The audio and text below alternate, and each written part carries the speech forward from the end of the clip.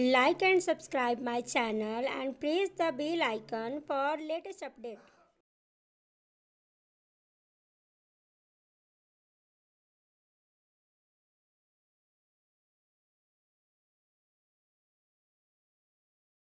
Good morning students. संकल्प educational institute Dinara के YouTube channel पर आप सभी का हार्दिक स्वागत है। स्टूडेंट्स, आज हम लोग पढ़ेंगे केमिस्ट्री में ये लेसन 4 जो आपको पढ़ना है, धातु और अधातु, मेटल्स एंड नॉन मेटल्स। आप जानते हैं, पढ़े हैं कि पदार्थ की 3 अवस्थाएं। पदार्थ जो है इसको हम 3 भागों में बांटते हैं, तत्व, यौगिक और मिश्रण। तत्व को हम पुनः क्लासिफाई करते हैं, इसमें 3 भाग बनाते हैं, मेटल, नॉन मेटल और मेटलाइट्स। उपधातु का धातु, अधातु और उपधातु। इस चैप्टर में आपको स्पेशली पढ़ना है धातु और अधातु के बारे में। सबसे पहले हम लोग चलेंगे इसके फिजिकल प्रॉपर्टीज पर, यानी भौतिक गुण। भौतिक गुण का अध्ययन करेंगे। धातुओं के सामान्य भौतिक गुण। सबसे पहले हम ध्यान देंगे इसकी अवस्था कैसी होती है धातुओं की। साधारण ताप पर धातु में ठोस होती है, याद कर लीजिएगा। लेकिन इसमें एक एक्सेप्शन है। एक्सेप्शन क्या है? पारा। ये पारा जो है सामान्य ताप पर ये लिक्विड स्टेट में मिलता है। ये एक्सेप्शन है। ये अपवाद है कि पारा जो है वो लिक्विड है, धातु होते हुए। दूसरा पॉइंट है कठोरता। धातुएं कठोर होती है, लेकिन कुछ धातुएं इतनी मुलायम होती हैं उन्हें चाकू से भी काट सकते हैं। जैसे धातुएं कठोर होती हैं, लेकिन जो एक्सेप्शन है उसको याद रखना है। अपवाद में सोडियम, पोटेशियम, कैल्शियम, इन्हें चाकू से भी काटा जा सकता है, इतनी मुलायम होती है। आपको दिखाएंगे हम काट करके। ये इतनी मुलायम होती हैं, इन्हें चाकू से भी काटा जा सकता है। आघात वर्धन का तीसरा, आघात मतलब प्रहार करना, चोट करना। तो क्या होता है? बढ़ते माने फैलना, यानी धातुएं पीटने पर फैलती हैं, यानी इनके पत्थर बन जाते हैं। सोना, चांदी, बहुत ज्यादा आघात बढ़ रही है। आप देखेंगे सिल्वर, चांदी का त्वक बनता है। आप मिठाई की दुकान पर आप जाइएगा तो देखिएगा कि वो चिपकाया रहता है मिठाई पर, ऐसे बहुत पतला पत्थर है। यदि वो मिठाई पे सट जाएगा तो फिर निकलेगा नहीं। ध्यान दीजिए, उसमें यदि सट गया, इतना पतला होता है, इतना फॉइल है, इतना पतला होता है कि उसको आपको खाना पड़ेगा। तो ये आघात वर्धी होते हैं। तन्यता, धातुएं तन्य होती हैं, इनके तार इतना टेंसाइल होता है कि इनके तार की, जैसे एल्युमिनियम का तार, तांबा का तार के विद्युत के ऊपर उपयोग हो रहा है। दूसरा है धातुई चमक। इनमें विशेष प्रकार की चमक होती है। और यदि धातु देखिएगा कहीं गिर गया तो उसमें एक विशेष प्रकार की ध्वनि होती है। जैसे इसी के चलते मंदिरों में जो घंटी बनता है, देखिएगा जो घंटी टेलर आता है, इनमें एक विशेष प्रकार की ध्वनि होती है। और धातुएं विद्युत के क्या होते हैं? सुचालक, गुड कंडक्टर ऑफ इलेक्ट्रिसिटी। और हीट का, उष्मा का, और अपचायक गुण। अपचायक का मतलब होता है कि they have ability to donate electron. Donate electron माने इलेक्ट्रॉन देने की प्रवृत्ति। जैसे सोडियम धातु है, यह अपना इलेक्ट्रॉन त्याग देता है और ये बदल जाता है सोडियम आयन। इलेक्ट्रॉन के त्यागने की प्रवृत्ति, इसको कहते हैं रिड्यूसिंग प्रॉपर्टीज। और जिसमें इलेक्ट्रॉन ग्रहण करने की प्रवृत्ति है, जैसे ऑक्सीजन, क्लोरीन, उसमें इलेक्ट्रॉन ग्रहण करने की प्रवृत्ति है, तो वो क्या हो जाएगा? उपचायक। तो ये अपचायक गुण वाले होते हैं क्या? मेटल्स। और इसी को हम उल्टा कर दें तो अधातु का गुण हो जाएगा। इसको हम ऐसे कहेंगे कि अधिकतर अधातुएं गैस के रूप में होती है। ध्यान देना, अधातुओं के हम बारे में बता रहे हैं, अधातु फिजिकल प्रॉपर्टी दोनों का, इसको उलटते जाना है। ध्यान दीजिए कैसे? अधिकतर अधातुएं गैस के रूप में, कुछ ठोस होती हैं, लेकिन एक अधातु है जो लिक्विड के रूप में मिलता है। कौन सा है? याद रखिएगा, ब्रोमीन, Br2, ब्रोमीन। ये ब्रोमीन जो है द्रव के रूप में मिलता है, क्या है? अधातु है। दूसरा, धातुएं अधिकतर सख्त होती है, उतना कठोर नहीं होती। तीसरा, ये पीटने पर भंगुर हो जाती है, यानी आघातवर्धनीय नहीं होती, ब्रिटल होती है। ब्रिटल माने यदि उन पर प्रहार करें, चोट करें, तो वो चूर चूर हो जाते हैं, उसी को कहते हैं ब्रिटल। और इनके तार नहीं गिर सकते, इनमें धातु या विशेष प्रकार की चमक नहीं होती है, और इनमें उस तरह की ध्वनि नहीं होती है। ये विद्युत के कुचालक होते हैं। विद्युत क्या होते हैं? कुचालक। इसके साथ साथ ये नॉन कंडक्टर ऑफ हीट, यानी उष्मा का भी ये कुचालक होते हैं। और ये उपचायक गुण वाले। तो यदि आप धातु का गुण याद कर ले, भौतिक गुण, उसी को आप बिल्कुल उलट दें। जस्ट अपोजिट है। भौतिक गुण जो धातुओं का है, उसका बिल्कुल उल्टा अधातुओं का है। तो भौतिक गुण हो गया। अब चलिए रासायनिक गुण, धातुओं के रासायनिक गुण। सबसे पहले यहां समझना है आपको, धातुओं के रासायनिक गुण। धातुओं के रासायनिक गुण, धातुओं के रासायनिक गुण।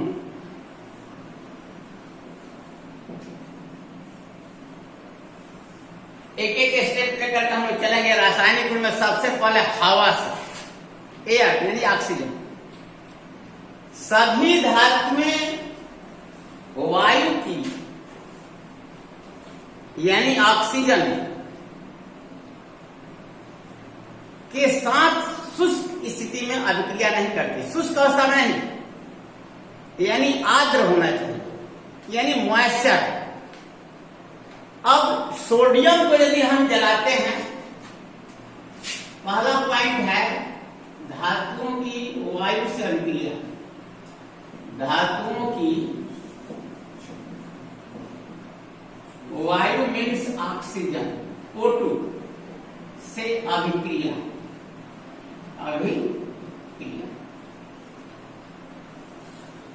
O2 से अभिक्रिया होगा तो क्या होगा?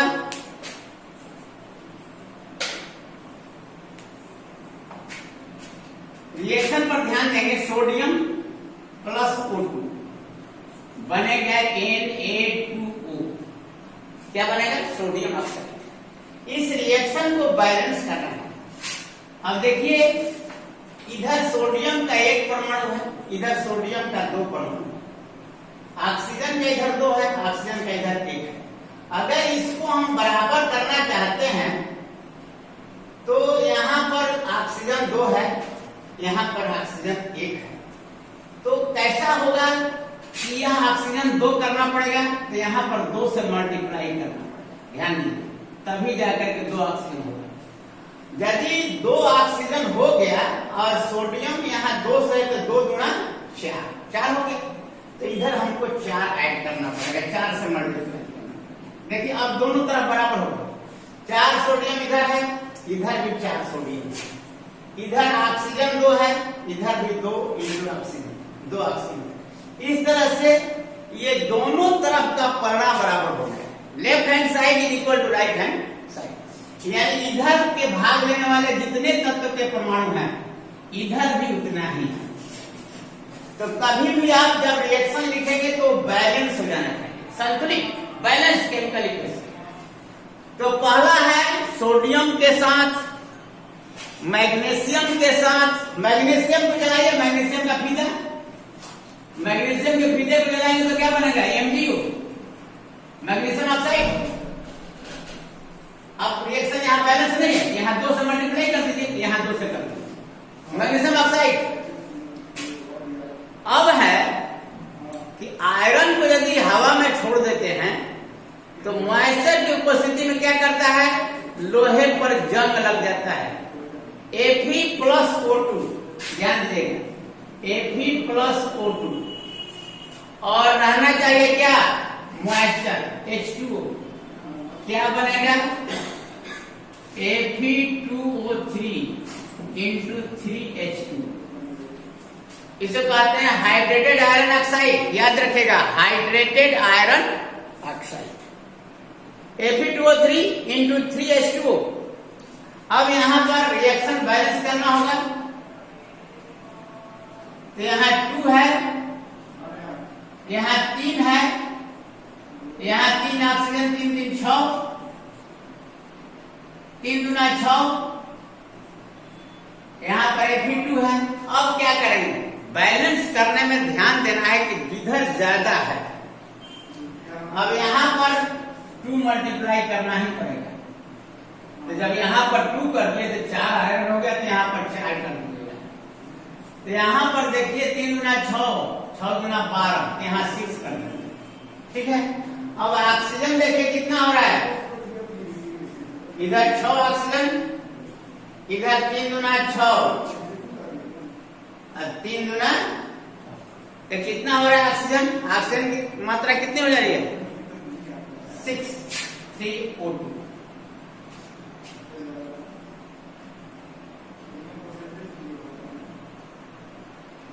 तीन दूना 6 और 6 12, यहाँ पे देखिए 3 दूना 6 और ये 3 दूना 6, यहाँ पर है 6 6 12, रिएक्शन बैलेंस हो गया। इसको कहते हैं हाइड्रेटेड आयरन ऑक्साइड, यही है लोहे पर जंग।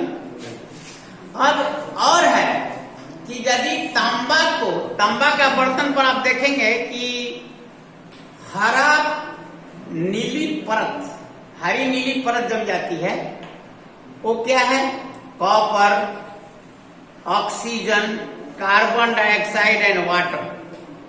कॉपर के साथ copper, oxygen, CO2 and H2, ये रिएक्ट करता है। कॉपर, कार्बन डाइऑक्साइड भी ये रिएक्ट करता है जब कॉपर कार्बोनेट और copper hydroxide CuCO3 CuCO3 into CuOH का होल ट्वाइस। ये रिएक्शन ध्यान दीजिएगा। हरा ये जो उस पर परत जम जाती है, तांबे के बर्तन पर आप देखेंगे हरी नीली परत जम जाती है, हरी नीली परत, हरी नीली परत, ये हरी नीली परत जो उस तांबे के बर्तन पर लग जाती है, वो क्या है, उस पर एक हाइड्रेटेड ऑक्साइड है। अब चलिए कॉपर ऑक्सीजन से संयोग करके कॉपर ऑक्साइड ही बनाता है, आयरन ऑक्सीजन करके आयरन ऑक्साइड ही बनाता है। Aluminium, aluminium plus O2 Al2O3, aluminium oxide. यहाँ 3 ऑक्सीजन है, ध्यान दीजिएगा। यहाँ पर क्या करना पड़ेगा, ये ऑड नंबर है, यहाँ 2 से गुणा करना पड़ेगा, तो यहाँ 4 करना पड़ेगा, और यहाँ 3O2 Al2O3 एल्युमिनियम ऑक्साइड। इस प्रकार हम देखते हैं कि ये धातुओं के जो ऑक्साइड बनते हैं, इनका नेचर क्या है ये समझना है। कैसा नेचर है धातुओं के ऑक्साइड का? धातुओं के ऑक्साइड किस नेचर के होते हैं? भास्मिक। कैसे? अब देख लीजिए, यहां पर धातु का ऑक्साइड है सोडियम ऑक्साइड। इन सोडियम ऑक्साइड को भास्मिक नेचर, भास्मिक प्रकृति के होते हैं, याद रखिएगा, भास्मिक प्रकृति के होते हैं। धातुओं के ऑक्साइड, याद रखिए, धातुओं के ऑक्साइड, ऑक्साइड कैसे? Na2O प्लस इसको पानी में घुला दीजिए, देखिए बन जाएगा NaOH, सोडियम हाइड्रा ऑक्साइड बना। और सोडियम हाइड्रा ऑक्साइड क्या है? ये क्षार। बस उसी तरह से मैग्नीशियम ऑक्साइड को पानी में घुला देंगे, MgO प्लस H2, MgOH का होल ट्वाइस, याद रखिएगा सूत्र, MgOH का होल ट्वाइस। मैग्नीशियम हाइड्रोक्साइड, उसी तरह से पोटेशियम हाइड्रोक्साइड, कैल्शियम हाइड्रोक्साइड, कुछ भी हो सकता है। अब जैसे calcium oxide CaO plus H2O क्या बनेगा? CaOH का होल ट्वाइस। ये क्या है? ये सभी क्षार या भस्म है। यानी धातुओं के ऑक्साइड किस नेचर के होते हैं? क्षारीय प्रकृति, यानी भास्मिक प्रकृति के होते हैं। यानी यह लाल लिटमस को क्या कर देता है? लाल लिटमस डालेंगे, इसको, इसका प्रयोग कर सकते हैं आप। इसको प्रयोग करने के लिए ये जो विलयन बना, ये क्षार बना, इसमें आप ले जाइए लाल लिटमस को, तो क्या हो जाएगा? यदि नीला हो गया तो क्या कहेंगे? अल्कली है, क्षार है, भस्म है। यानी क्षार का यह गुण है कि वह लाल लिटमस को क्या कर देता है? नीला कर देता है। तो पहला केमिकल प्रॉपर्टी यानी रासायनिक गुण हम लोग पढ़े कि साधारणतः पर शुष्क वायु का धातुओं पर कोई प्रभाव नहीं पड़ता, लेकिन आर्द्र वायु की उपस्थिति में धातुएं ऑक्सीजन से अभिक्रिया करके क्या बनाती हैं? धातुओं के ऑक्साइड, जैसे sodium oxide, potassium oxide, calcium oxide, magnesium oxide, iron oxide, ये ऑक्साइड का निर्माण करते हैं। और ये ऑक्साइड किस नेचर के होते हैं? भास्मिक प्रकृति के। यानी ये लाल लिटमस को क्या कर देंगे? नीला कर देंगे। तो पहला प्रॉपर्टी केमिकल हो गया। अब चलिए दूसरा गुण, जल के साथ अभिक्रिया। ये तो पहला हम लोग पढ़ लिए, धातुओं की वायु के साथ यानी ऑक्सीजन के साथ अभिक्रिया। दूसरा गुण है जल के साथ, रासायनिक गुण में जल। और जल में भी आपको सोचना है कि सभी धातुएं, कुछ धातुएं ठंडा जल से, कुछ धातुएं गर्म जल से, और कुछ धातुएं उनके जलवाष्प से, भाप से क्रिया करती हैं। कैसे? धातुओं की दूसरा है जल से अभिक्रिया, जल से अभिक्रिया, जल से अभिक्रिया। ध्यान दीजिएगा, रिएक्शन विथ वाटर, कंडीशन है ठंडे जल के साथ। पहला, ठंडे जल के साथ, ठंडे जल के साथ सोडियम, पोटेशियम और कैल्शियम रिएक्ट करके क्या करते हैं? हाइड्रोजन गैस देते हैं। और कैल्शियम H2 गैस प्रोड्यूस करते हैं, उत्पन्न करते हैं। H2 गैस ठंडे जल के साथ सोडियम पानी पर रखेगा ना, एकदम आग लग जाएगी, समझ लीजिए। रिएक्शन में आपको दिखाएंगे। सोडियम पर जब ही पानी में डालते हैं सोडियम को, इसीलिए क्वेश्चन आता है कि सोडियम को किरोसिन तेल में डुबाकर क्यों रखा जाता है। सोडियम किरोसिन तेल में डुबा कर क्यों रखा जाता है? इसलिए कि सोडियम बहुत ही क्रियाशील है, पोटेशियम बहुत क्रियाशील धातु में है, हवा से तुरंत क्रिया कर लेगा, पानी से क्रिया कर लेगा, इसलिए इसको किरोसिन तेल में डुबा कर रखा जाता है। तो ये ठंडे जल के साथ हम क्रिया कर रहे हैं। कैसे कर रहे हैं? Sodium plus H2O, cold water ठंडे जल से करेगा तो क्या बनाएगा? NaOH plus hydrogen gas that release. ये क्या बना रहा है? Sodium hydroxide. अब पोटेशियम से कीजिए रिएक्शन, ध्यान दीजिएगा, KOH plus H2, reaction balance नहीं है, ध्यान देना।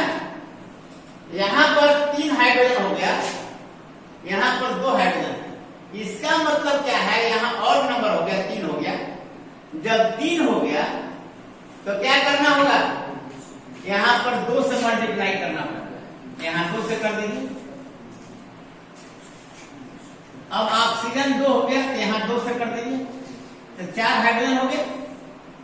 यहां भी 2 हाइड्रोजन और 2, 4 हाइड्रोजन हो गए।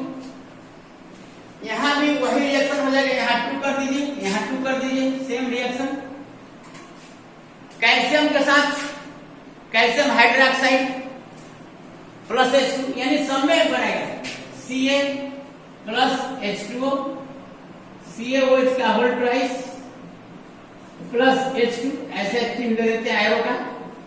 It means hydrogen gas evolve, hydrogen gas निकलती है। हाइड्रोजन गैस जो निकलेगी इसका मतलब क्या है कि ये ठंडे जल के साथ अभिक्रिया करके हाइड्रोजन गैस देती है। यानी ये धातुएं ठंडे जल के साथ अभिक्रिया करके क्या देती हैं? Hydrogen gas. अब दूसरा शर्त है, कुछ गर्म जल के साथ जैसे मैग्नीशियम, लेकिन मिलेगा क्या चीज? Hydrogen gas. तो जल के साथ यदि अभिक्रिया होती है, अब कुछ धातुओं की जल से अभिक्रिया होती ही नहीं है, जैसे कॉपर, सिल्वर, गोल्ड, ये बहुत ही कम क्रियाशील धातुएं हैं। अब प्रश्न कभी कभी आ जाता है कि एल्युमिनियम, लोहा, जिंक शुद्ध ठंडे जल से अभिक्रिया नहीं करते। क्वेश्चन, क्यों नहीं करते?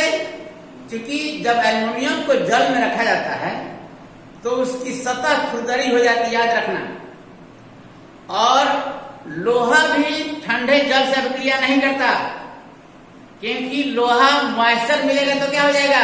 उस पर जंग लग जाएगा, आयरन ऑक्साइड। इसलिए लोहा जो है पानी के भाप, गर्म पानी का जो भाप स्टीम से अभिक्रिया कर करके हाइड्रोजन गैस।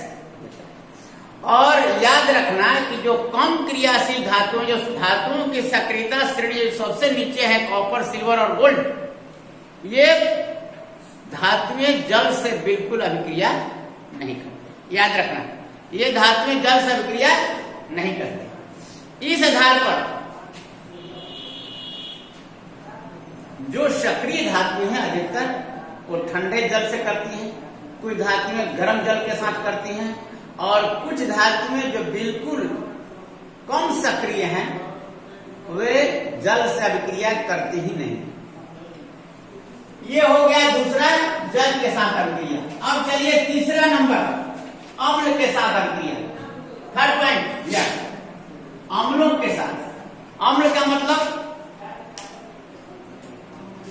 तनु, डाइल्यूट अम्ल। अम्ल का मतलब तनु। अम्लों के साथ अभिक्रिया, अम्लों के साथ अभिक्रिया, याद रखिएगा, अम्लों के साथ अभिक्रिया। अब जैसे अम्ल में हम ले सकते हैं कैल्शियम, ले सकते हैं मैग्नीशियम, ले सकते हैं, मतलब कोई धातु ले सकते हैं, लेकिन कुछ धातु में नहीं भी करके याद रखना, मैग्नीशियम, कैल्शियम, एल्युमिनियम, जिंक। अब अम्ल में ले लेते हैं HCl के साथ, पहला HCl के साथ, और वो भी डाइल्यूट, याद रखना, तनु।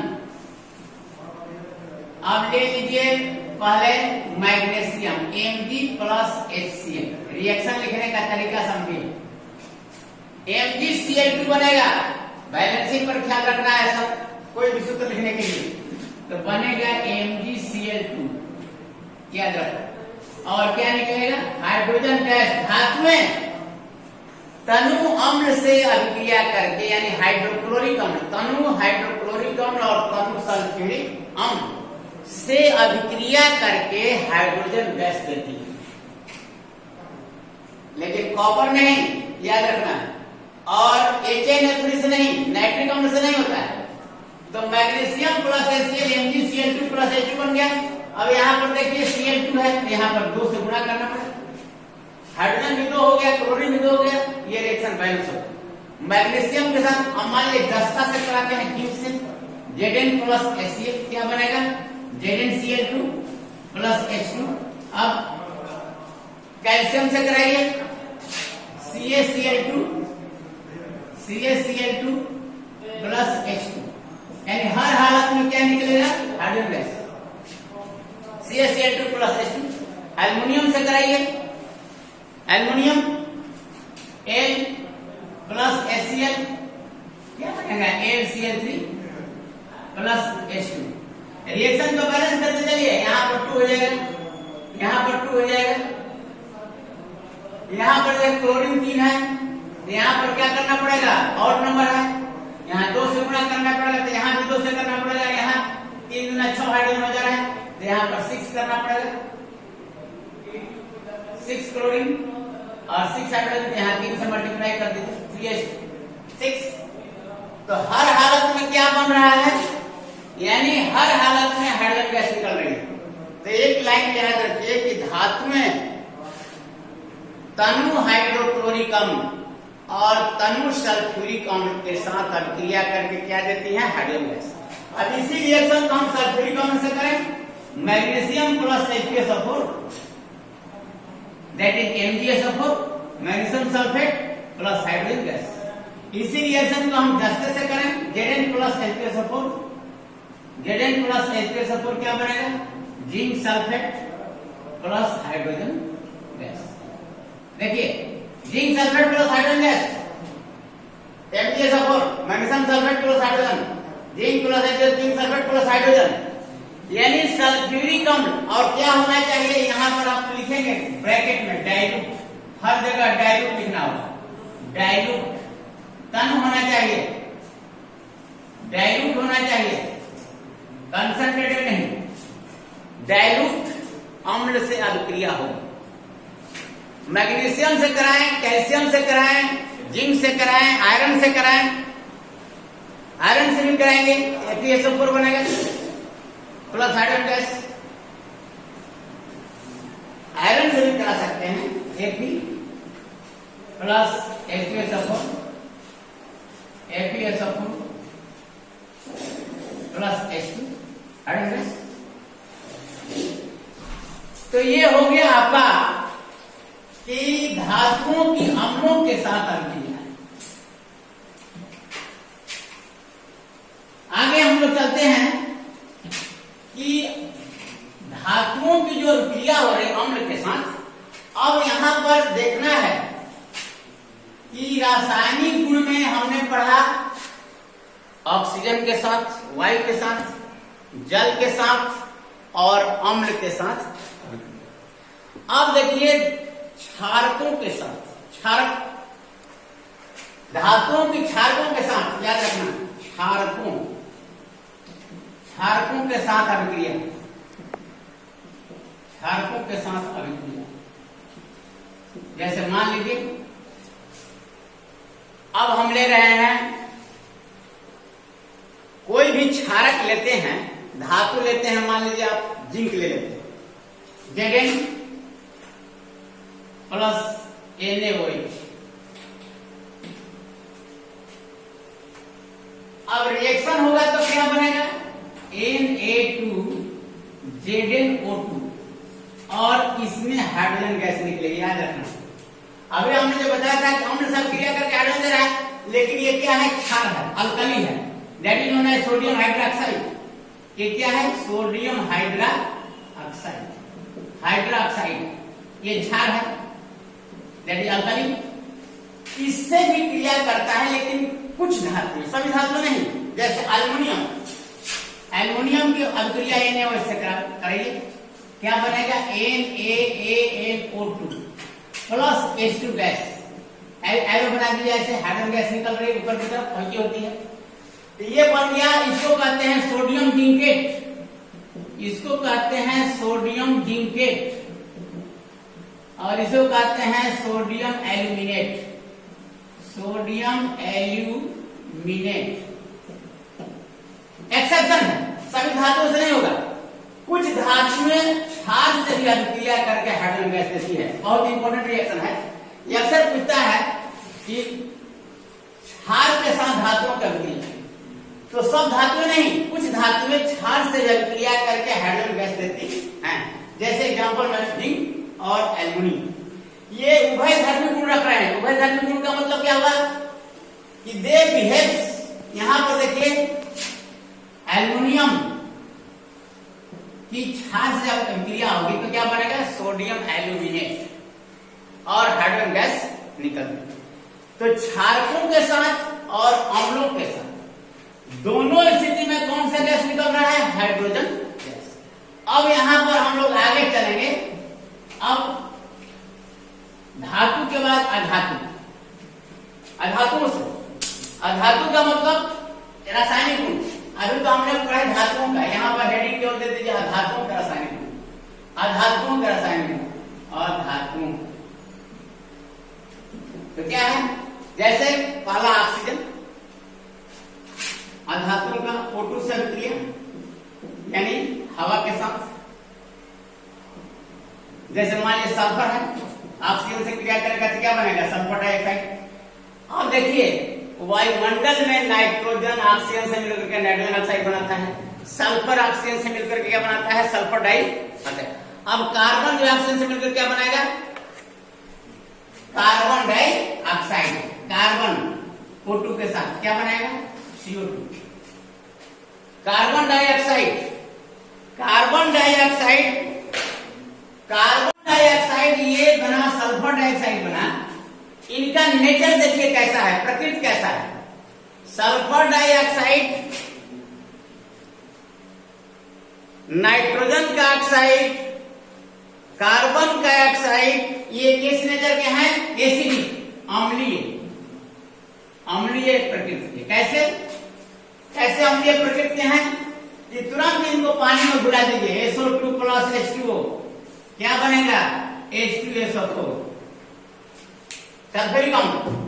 अब ले लीजिए कार्बन डाइऑक्साइड प्लस H2O, क्या बनेगा, H2CO3, इसको कहते हैं कार्बोनिक अम्ल, कार्बोनिक अम्ल। इसको कहते हैं सल्फ्यूरिक अम्ल, सल्फ्यूरिक अम्ल। तो देखिए पहले हम लोग पढ़े थे कि धातुओं के ऑक्साइड कैसे होते हैं, धातुओं के ऑक्साइड भास्मिक नेचर के होते हैं, लेकिन अधातुओं के ऑक्साइड किस नेचर के होते हैं, अधातुओं के ऑक्साइड किस नेचर के होते हैं, अम्लीय। यहां पर हम लोग देख लिए कि sulphur dioxide, carbon dioxide, nitrogen dioxide, N2 plus O2 NO2, ये किस नेचर के हैं, ये सभी अम्लीय नेचर, अधातुओं के ऑक्साइड।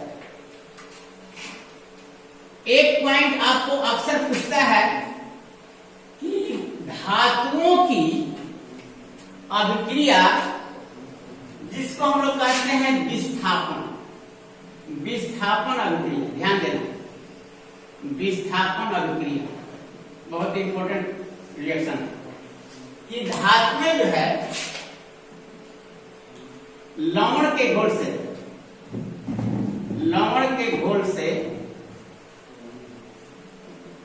अपने से कम क्रियाशील धातुओं को, अपने से कम क्रियाशील, याद रखना, कम क्रियाशील धातुओं को, धातु को विस्थापित कर देती है, विस्थापित कर देती है।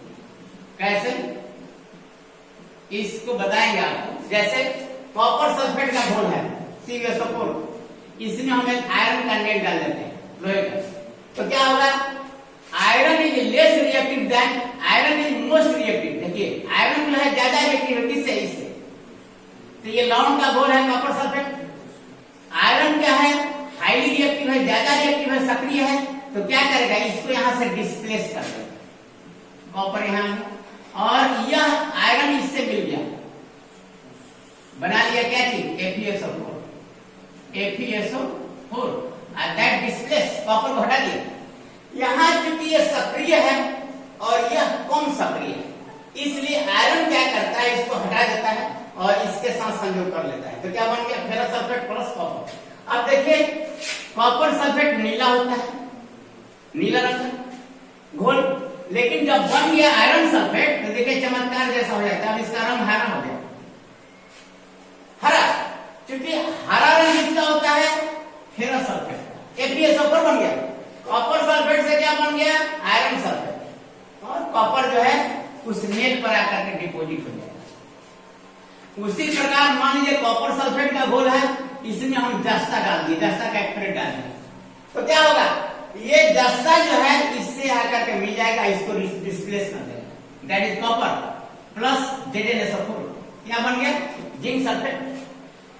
ये जस्ता सल्फेट से मिल गया, अब कॉपर को यहां से हटा दिया, कॉपर यहां डिस्प्लेस हो गया, तो देखिए जिंक सल्फेट जो है बन गया। इस तरह से धातुएं अपने से कम क्रियाशील धातुओं को उनके लवण से क्या कर देती हैं, विस्थापित कर देती हैं। तो आप धातु और अधातुओं का पूरा केमिकल रिएक्शन पढ़ लिए। अब आपको आगे पढ़ना है उपयोग। उपयोग मतलब यूटिलाइजेशन।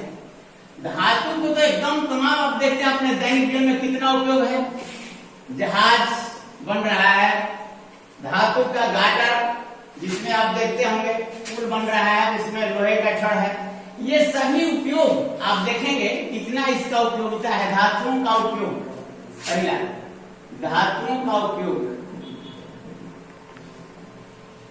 आप देखिए इनके गुणों के आधार पर धातु में तन्य होती है, तन्यता है, तो इसी के तार खींचे जा सकते हैं, कॉपर का तार, एल्युमिनियम का तार, जितना विद्युत का ये देख रहे हैं आप तार, ये किसका है, सब धातु का बना हुआ है। ये हल्का भी होता है, वायुयान में इसका बहुत ज्यादा उपयोग है। इसके साथ साथ धातुओं का गाटर, आयरन का उपयोग, लोहा का छड़ वेल्डिंग बनाने में इसकी उपयोगिता है कि धातुएं, बहुत सी धातुएं, जैसे आप देखेंगे